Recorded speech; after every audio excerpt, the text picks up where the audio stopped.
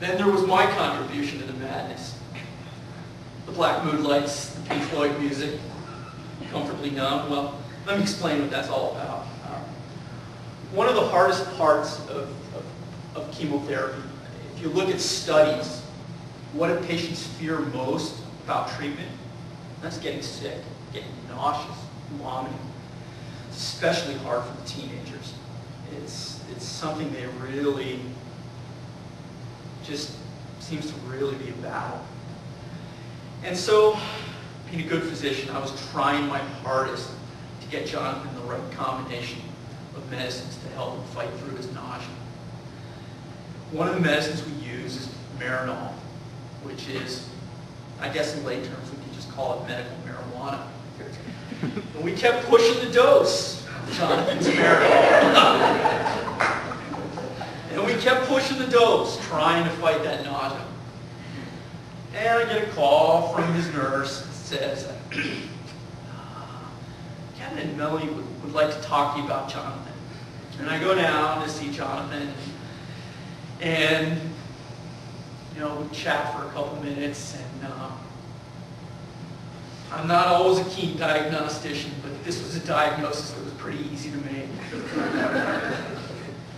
I thought, well, I better talk with Kevin and Melanie out in the hall about this. I don't know what I'm going to say. I got to explain to them. I think we've probably overdone it on this treatment a little bit. I said, Jonathan, I'm going to talk to the parents out in the hall for a minute, and we'll be right back in.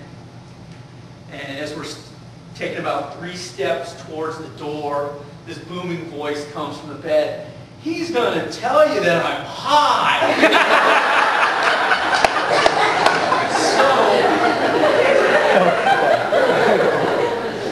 I turned around, thought we could have that discussion with him after all. Get it out in the open, and I said, yeah, you're high.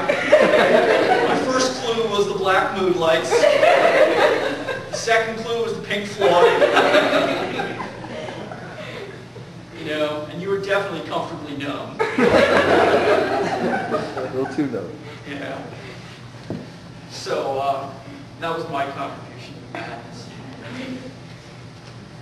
But didn't that happen twice? Well, maybe. No. I thought it was, well. Okay. Let's talk about gladness. Today is really a day of joy. It's a day to celebrate. And Jonathan's journey has been marked by a lot of gladness, a lot of successes, a lot of triumphs. We've been able to see them celebrate. The gladness and the triumph of coming home from the hospital the first time. The gladness and the triumph of, getting rid of the fungus among us, fighting off that, and the gladness and joy that brings us here today. But that, to me, isn't really the gladness that really marks Jonathan's story. What marks Jonathan's story to me is the gladness that he brought every day to the people who surrounded him. The people who took care of him, and as many people have said, the other patients that were around him, he was incredible for them. Sometimes, faith is choice. Sometimes my faith is one that I struggle with. And one thing I try to think about with my faith and renew it is think each day. Christ was born, Christ died for us. 30 years in between, he lived a life. He was a carpenter. And he lived and did ordinary things. And so ordinary things matter. There is a holiness, a grace in each of those.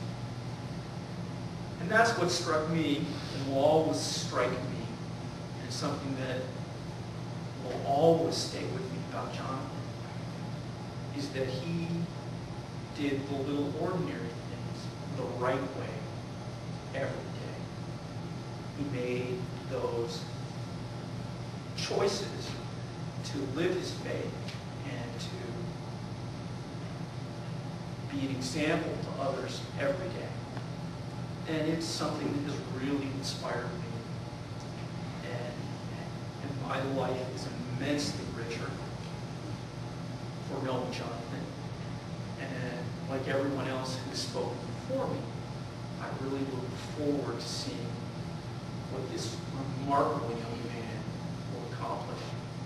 Thank you very much for your time.